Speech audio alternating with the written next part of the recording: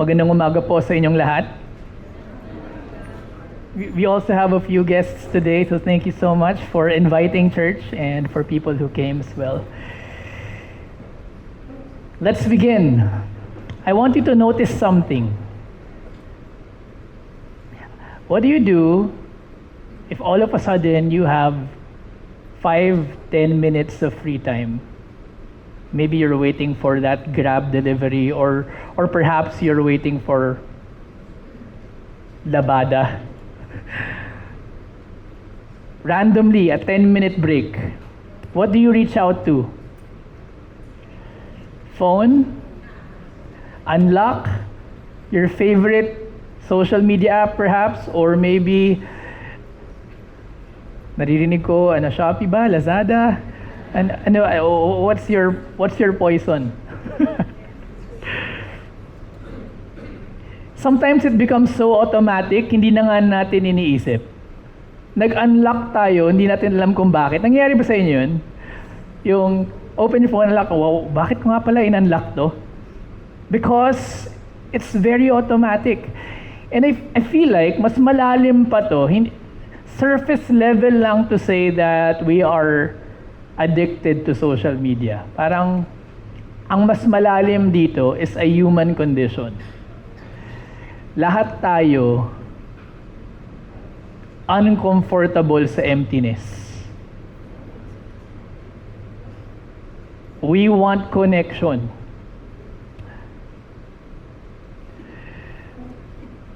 Our minds, our psychology will always look for ways to regulate stress. And bilang Pilipino, we are taught that to regulate it, we look for people, kapwa. Kaya nga, we eat out kapag pagod, stress. We would perhaps work a lot. We would maybe laugh about stuff with other people. O minsan kahit nga ministry, we serve in church, naghahanap tayo ng growth group or naghahanap tayo ng something to do. And none of those are automatically wrong. Meron lang uncomfortable question. Because what if yung nire-reach out to natin aren't really meant to satisfy us? That's why when we look to people, when we look to family, when we look to work, when we look to food, when we look to social media, we're not really satisfied. Nalilimutan na natin temporarily yung tunay na uhaw ng puso natin. Actually, kahit ministry can do that eh. If ministry can do that, anything can do that. You can be very busy even if you're doing things for God while really not connecting to Him or with Him. Kaya nga siguro, you and I can be entertained but still restless. You and I can be surrounded by people but still be lonely. You can be successful in your own right but deep inside still insecure. You can be busy for God and distant for God at the same time. You can even love your child so much, but then control their lives in the same passion. Because we're drinking and we're finding the quench of our thirst from wrong things. From the affirmation of your child, from the affirmation of your work, from the affirmation of your success, from the affirmation of your people that's surrounding you, from the affirmation even of ministry success. Those things are good, but they are not meant to truly quench you. And that's what's fascinating. We're still thirsty, and that's what's fascinating. Dan tayo kaharapin ni David sa Psalm 63. Because he also, as what we have read, is thirsty.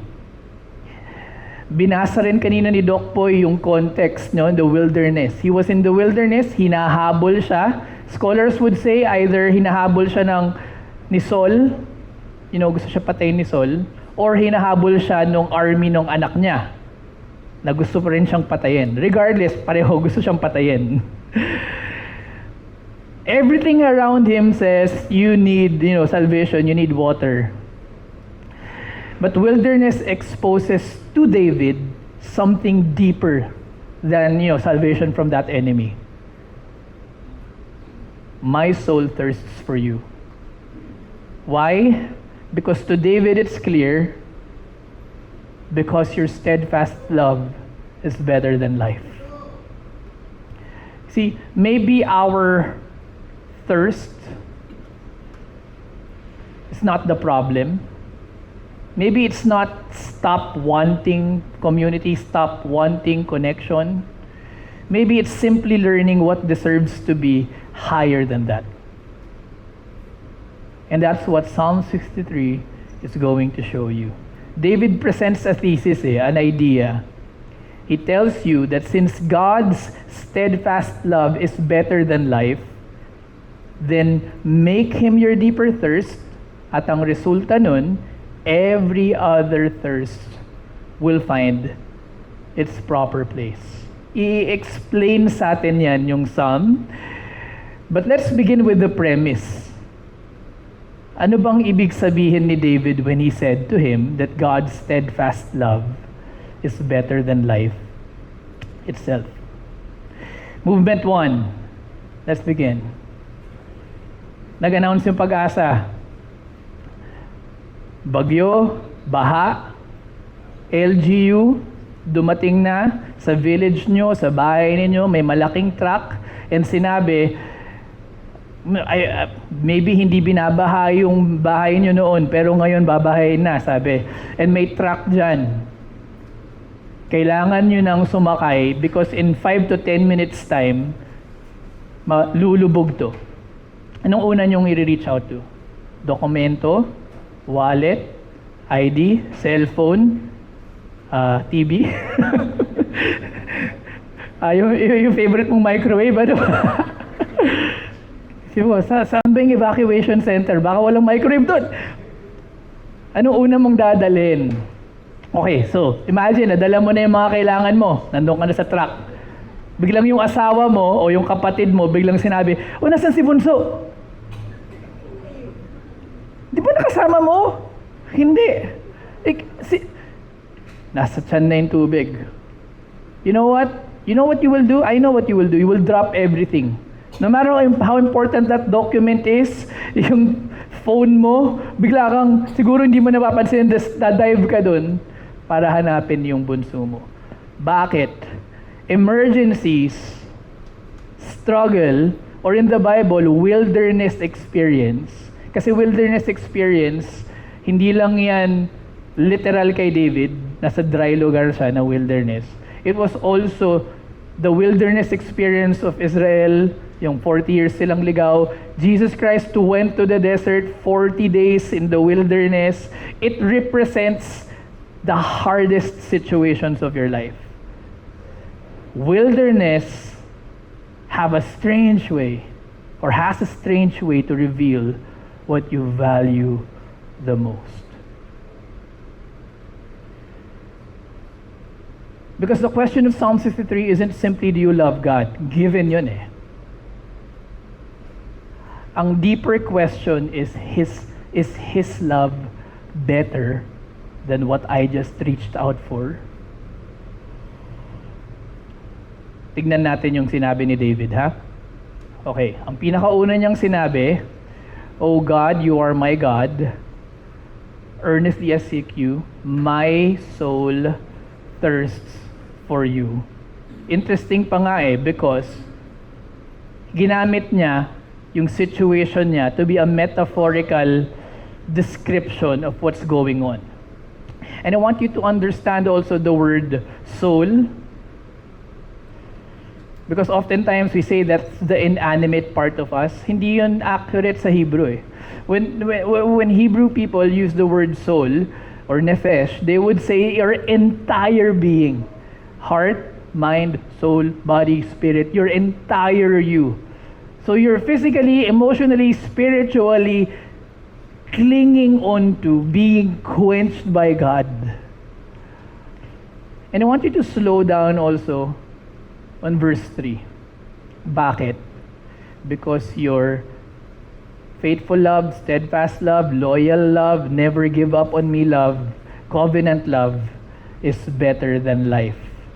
My lips will praise you. David is not saying, my soul thirsts for you because you make me feel good. My soul thirsts for you because you can change the situation now. Maybe that can happen, but what David is claiming here, simply because you have been and you will always be faithful to me. Your steadfast love is better than, ano ba yung mga life natin?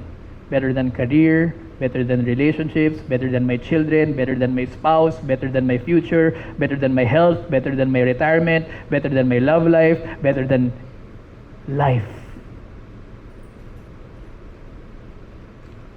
Kumbaga, David understood that the greatest gift God gives us is ultimately Himself.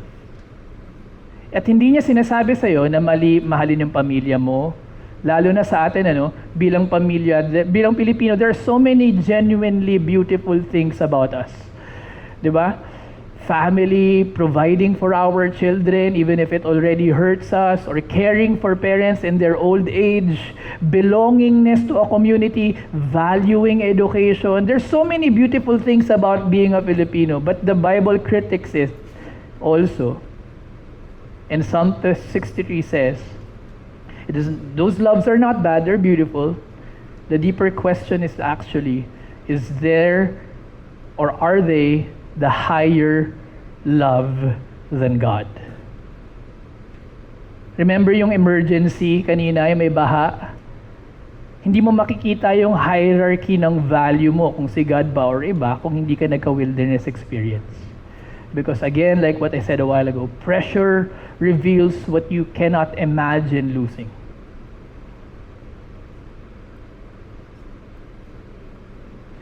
And thus, again, David gives us a mirror. Ganun ba tayo? The question is not, do I believe God? Or do I believe in God? That's given, perhaps, to most of us because you are here.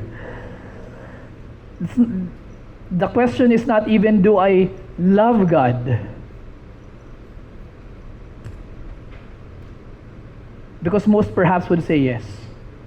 The deeper question is He better than all the other things I love? Is He better than the life I'm trying so hard to protect? Is He better than the future I'm trying to secure? Is He better than the people that I cannot live without? Yun yung premise na gustong ipakita sa inyo ni David. Sa kanya, oo. Which is a problem because sa kanya yon. Why isn't it natural to me? I mean, if God is really better than life, then the next question becomes unavoidable. Why am I not feeling it? Bakit hindi ganun? Bakit mas gusto ko yung career ko? Bakit mas gusto ko yung relationship ko? Bakit mas gusto ko yung mga travel or yung pangarap ko more than Him?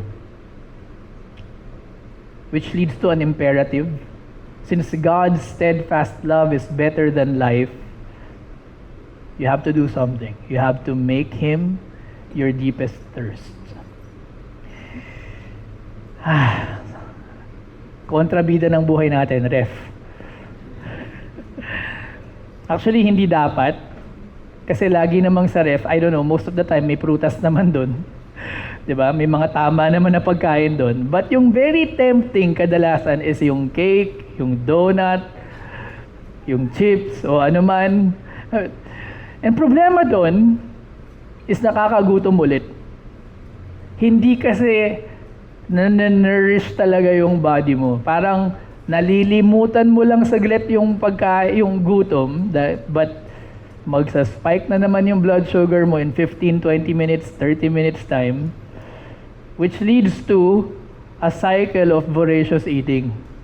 Because hindi naman meant talaga to quench that hunger yung kinukuha mong pagkain. Interesting. di ba? We keep opening refrigerators that cannot contain what we're actually looking for. Sometimes it's work, sometimes it's shopping, sometimes it's food, sometimes it's social media scrolling. Maybe to others it's gaming. Maybe to others it's I need to have another relationship. Maybe needing or being needed by your children. Maybe it's knowing your children are successful. Maybe it's money in the bank. Maybe it's applause.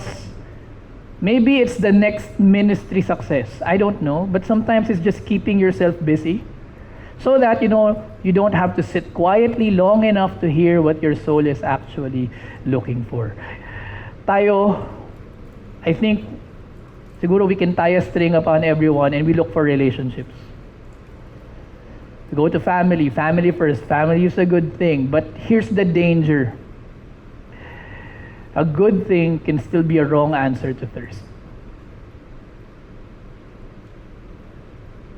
Maybe that's why we are exhausted and still thirsty, because we're asking our careers to tell us we're significant. We're asking our spouse to make us feel whole.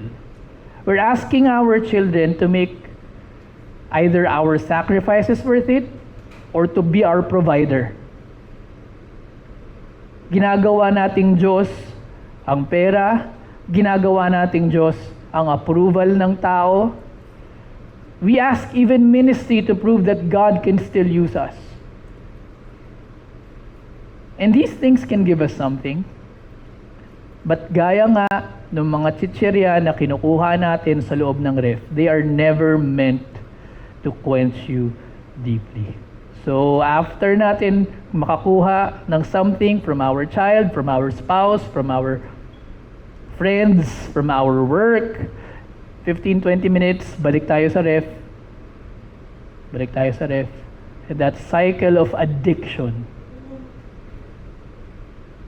never stops. Tataka ka, bakit sa isang dekada na ganito pa rin? 2 dekada na ganito pa rin ang cycle ng buhay ko.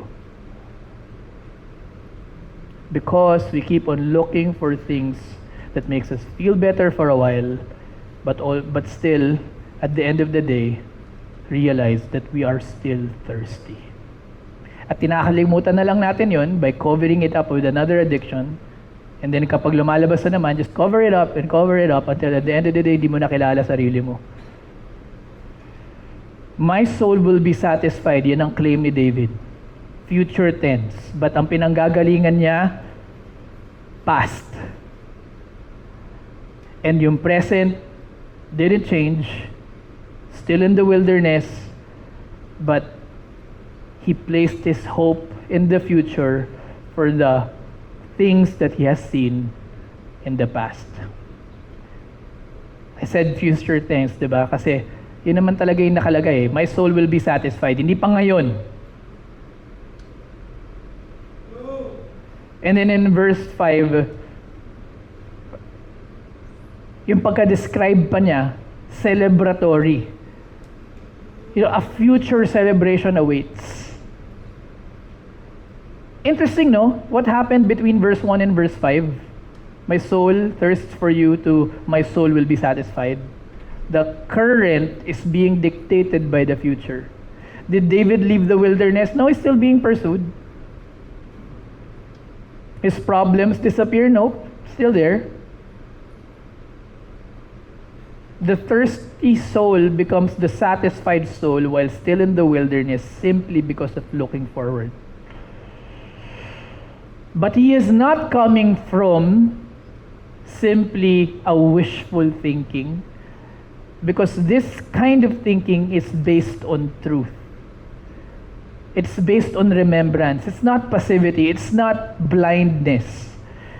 Kaya nga sabi ni David, when I remember you upon my bed, when I meditate on you, kumbaga nilaban niya.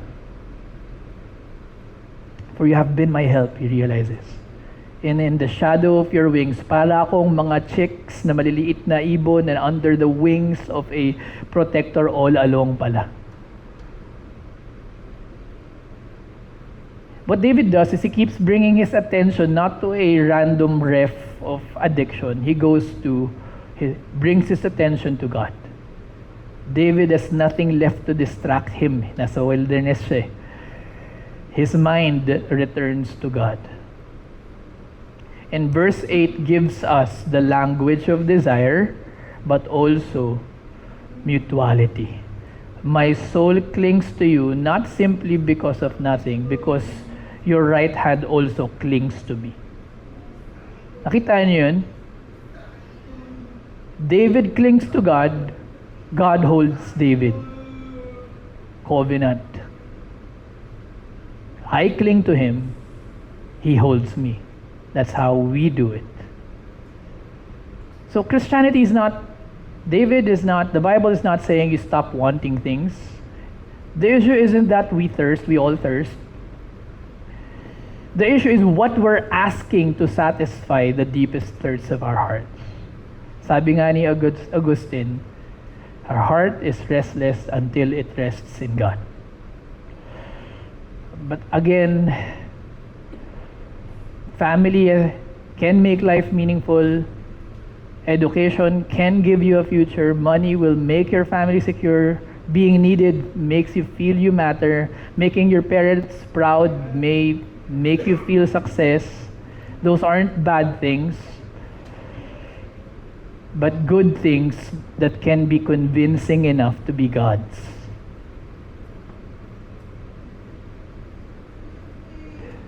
You know what the danger here? Yung refrigerator, hindi siya obvious eh. Hindi siya oftentimes, well, to some it may be pornography, maybe drugs, some obvious sin, corruption. Sometimes it's our children that when you have this desire to be provided for or to have attention, you open the door, anak, kailangan kong pera. Sometimes it's our career when you feel like kailangan ko maging successful, at least ma-feel yun. Work, make me feel needed. Ministry, make me feel useful.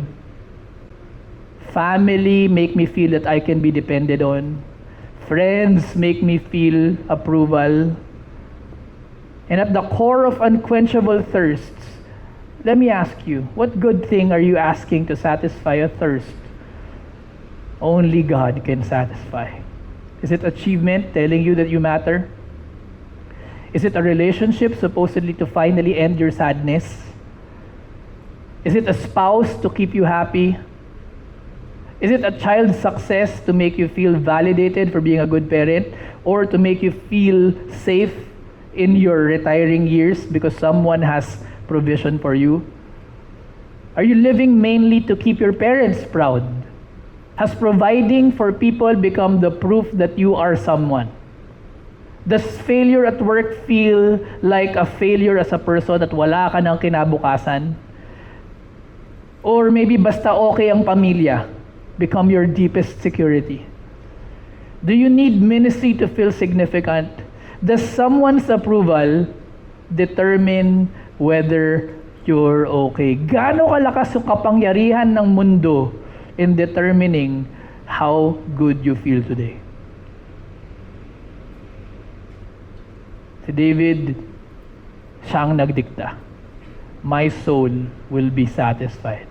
David isn't satisfied because he finally got everything he wanted. He has the capacity to dig in right there in the wilderness to remember who he was, who my God had been, and he never changes.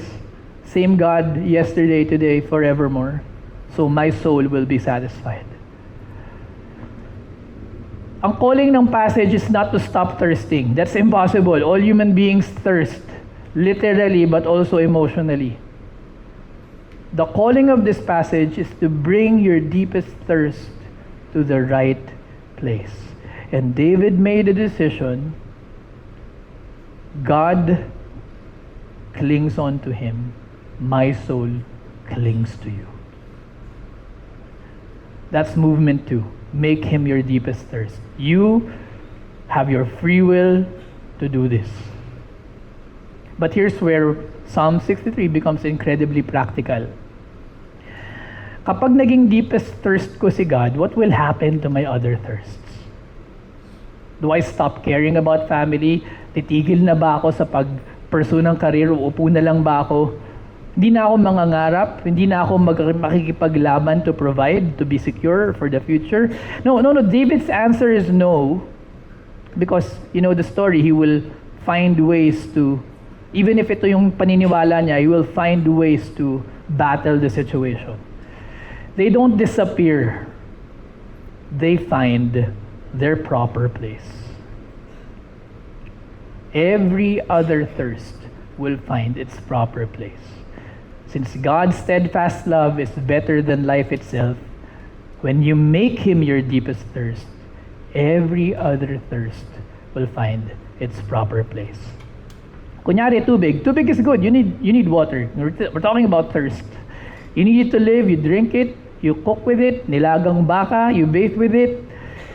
But water has to be in the right place, hindi ba? If it's in your glass or if it's in your food being cooked, if it's in the shower, good. If it's in a pool, good. But if it's flowing through a busted pipe, or if it's flowing through nawasak na may butas na palang bubong, 3 linggo nang may bagyo,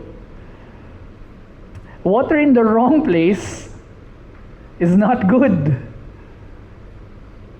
As a matter of fact, kahit maliit na patak lang, maiipon, paint bubbles, makita mo parang parang may konting gray, brown, butas. Inaabot mo na ng the wood swells, then eventually pa, if hindi mo sinusyonan, mold appears. And eventually, you're breaking up a wall, breaking open a ceiling, and na sana tapal lang ng tanong, ngayon isang buong ceiling kailangan mo ng palitan, simply because water is where it shouldn't be. That's what happens with our thirst. The problem isn't always what we want. Sometimes the problem, good desire, wrong place. Wanting your child to be successful is good, but when their success determines what you feel as a parent, that thirst has moved, nagkapatak. Wanting financial security is wise, but when money determines whether you feel like you will have peace for your entirety of living, that thirst has moved. Wanting respect is understandable in whatever field you are in. But when criticism has the capacity to destroy you, ruin your day, the thirst has moved. Wanting companionship is beautiful. But when you cannot imagine your life whole without another person, that thirst has moved. Wanting ministry to grow, we're growing as a church, is good, but it has the capacity to move that thirst as well when it's success that determines whether we matter to God or not. And here's what's frightening. Hindi mo kailangang gawing, you don't have to turn a good thing into a bad thing to make an idol. You only have to put the good thing a little higher than God to make a good thing destructive.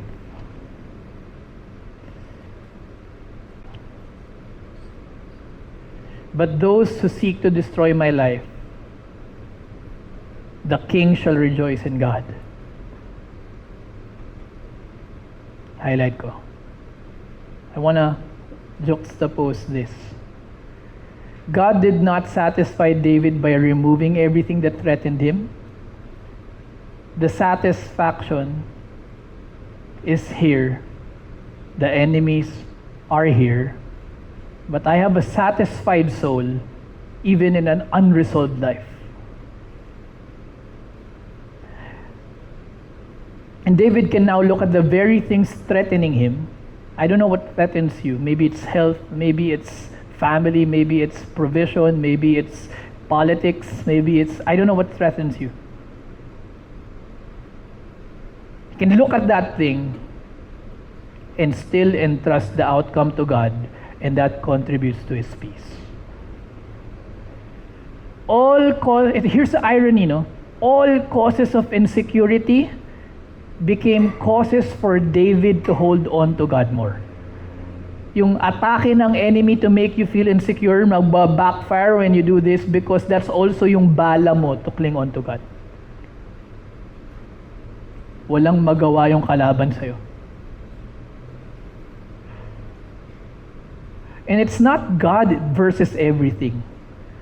Hindi mo tatanggalin lahat. Siyempre, if you're sick, you still have to have medicine. If you're a person, no man is good to be alone. If you're someone able, you should still work to provide for yourself and for your family. Money isn't the problem. Achievement isn't the problem. Family isn't the problem. The hierarchy is. And when God returns to the center of your life, His gifts, they don't become worthless.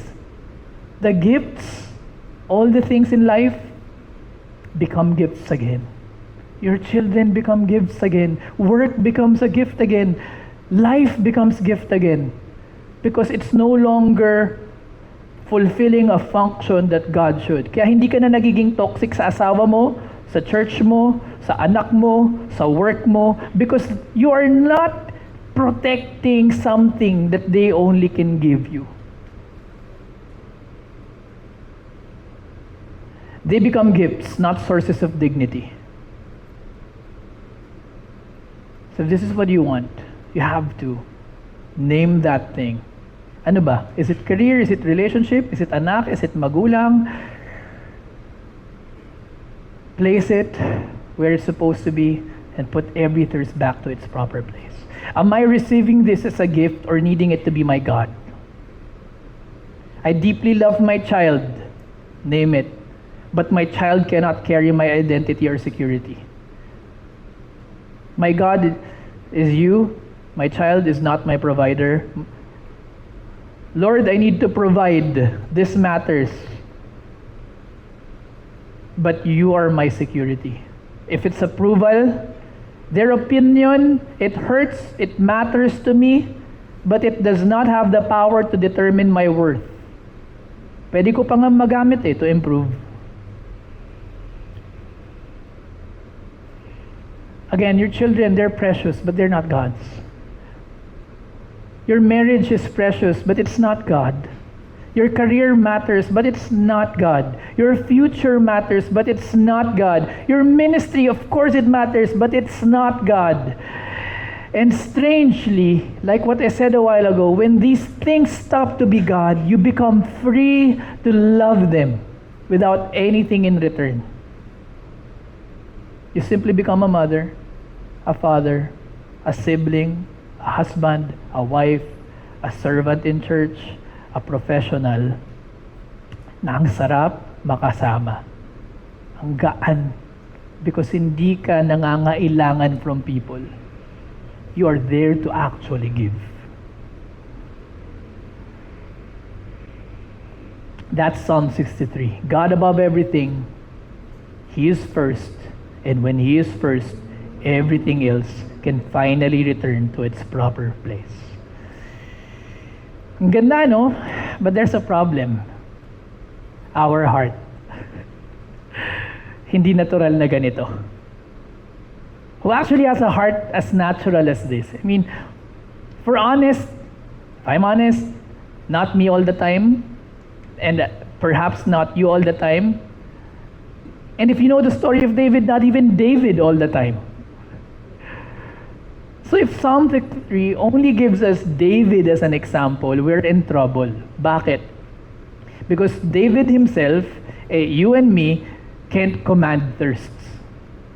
Siguro someone has a power over you and can force you to drink. Pero kung hindi ka uhaw, lulunukin mo yun ng napilitan.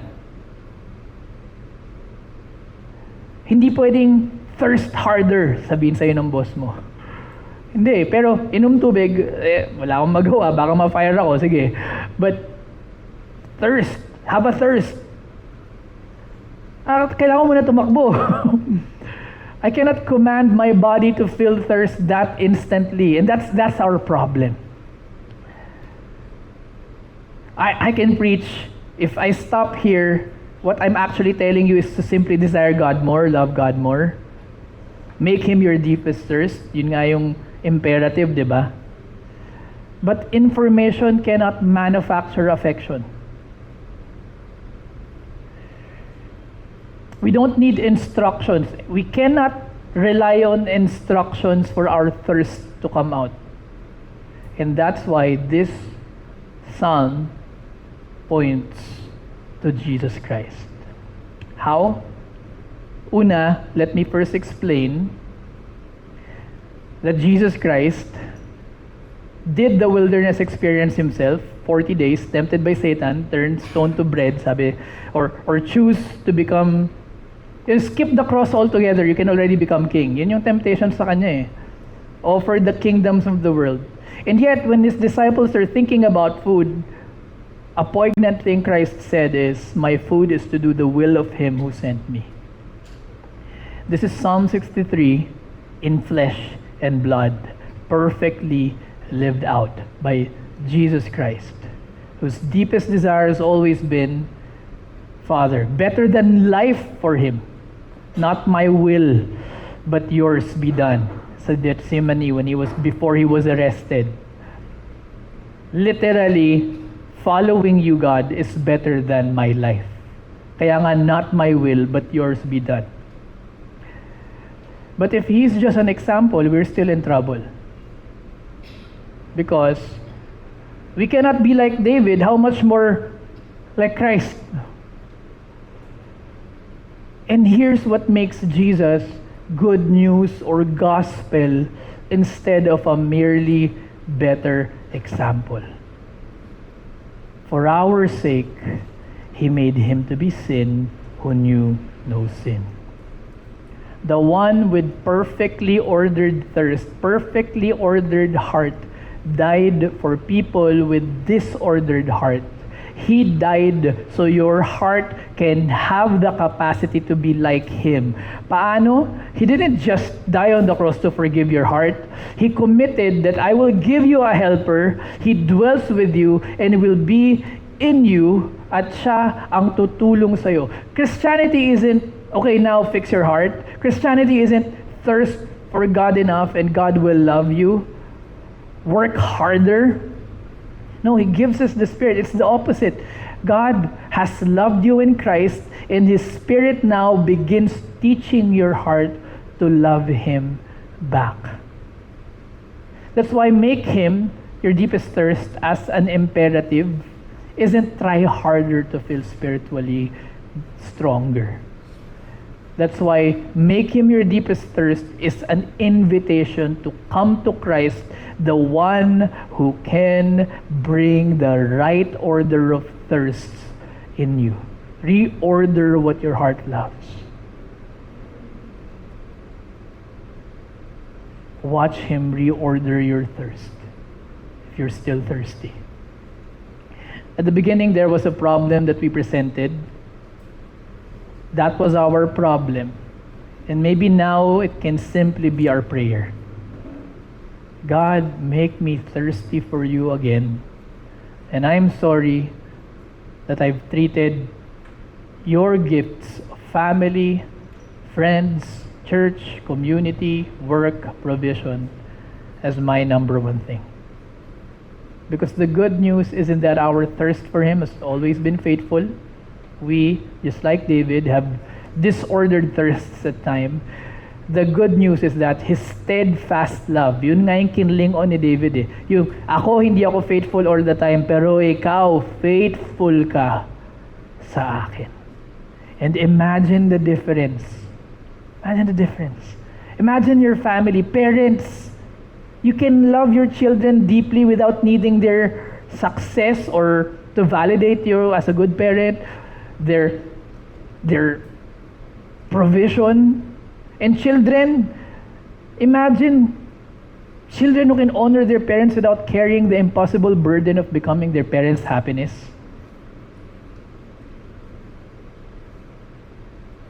Mawawala yung linyahan nating Pilipino na pagkatapos ng lahat ng ginawa ko para sa'yo. Imagine walang ganun. Because binigay mo yun out of love. I love you, but I do not need you to complete me. I give out of a heart outpouring. Sumusobra sa love na akin ng Panginoon, umaapaw sa'yo. Isn't that the kind of family you want to be in? Imagine work. You can pursue excellence without that anxiety that if I fail, I'm only as good as my last effort. Imagine working but no longer the worry of identity crisis kapag nagkamali. Nagkakaroon pa nga ng learning experience. You can go home without feeling guilty. You can lose the position na pinaglalaban mo without losing yourself and try again. Because your job matters, but it doesn't get to tell you your dignity. I am not what my boss, my leader, my level of provision, stature, position tells me. My worth is in Jesus Christ. Kahit nga ministry, imagine ministry, you can serve faithfully without needing applause. If someone else can do it better, you're genuinely okay. Attendance can go down and someone can criticize you, but you can even become unnecessary and you still know you are loved. You're just gonna find a way to be of service. Because ministry is something you do for God. It was never supposed to become your God. Imagine how differently we would love. Imagine if our family didn't have to satisfy us. Siguro napakalaking burdens of our back if all parents and all children do not need each other to satisfy them. Imagine work is no longer needed to validate you. Imagine ministry didn't have to prove our worth. We wouldn't love them less. We are free now to simply enjoy them without needing them to save us. Love them deeply, but don't ask them to save your soul. Because that salvation, if you have Jesus Christ, is already sealed. So again, the calling is to name that thing or that person. Who or what have I been asking to be my God? And today is a call to repent of it, release it, return to Him, and continue to depend on the Holy Spirit to reorder your heart. Repentance isn't loving them less as well. When you repent, it's refusing them simply to be your God. And the result is you can actually love them better. Wala ka nang kailangan sa kanila. Gusto mo lang maglingkod. And for people who haven't yet made this experience, this acceptance of Jesus Christ in their lives, and maybe you are trying to just cover it up by opening ref of, success, ref of some sort of affirmation from whatever, that whenever you feel insignificant, may mga go-to things ka na. But now you realize the cycle continues and it's exhausting because hindi naman nasi-solve yung thirst mo eh. You just cover it up maybe with relationships, with achievements, with money, with pleasure, but none could carry the weight of dignity worth mo. And Jesus lived the life you couldn't live, died for the sins that you couldn't pay for. And as a matter of fact, if you have Him as your Lord and Savior, He also sent the Holy Spirit to fix the heart that's been forcing you to come over and over again to that refrigerator. All you have to do is turn from your sin, trust Christ, receive Him today, and stop asking another person and another thing to save you. because you come to the one who actually can. Regardless kung sino ka man dun sa dalawang yun, today is a repentance and return day. So allow me to close in prayer.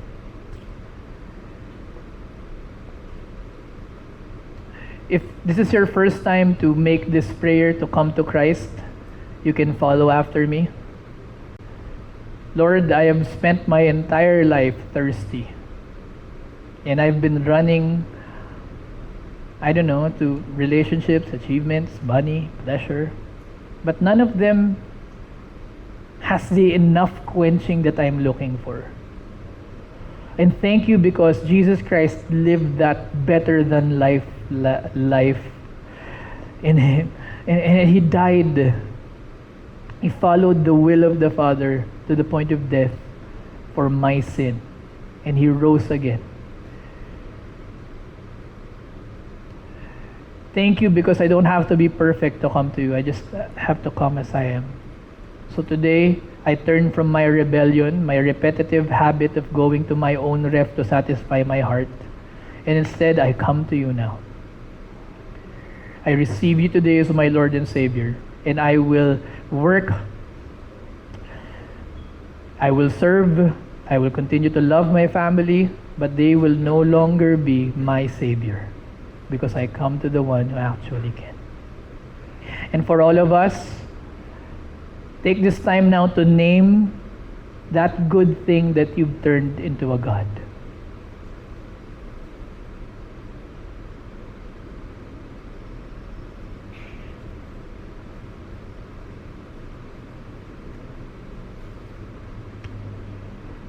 Lord, I repent. I've asked these things, these people, to carry something that they were never meant to carry. And many times I became hurtful to them unknowingly because of that.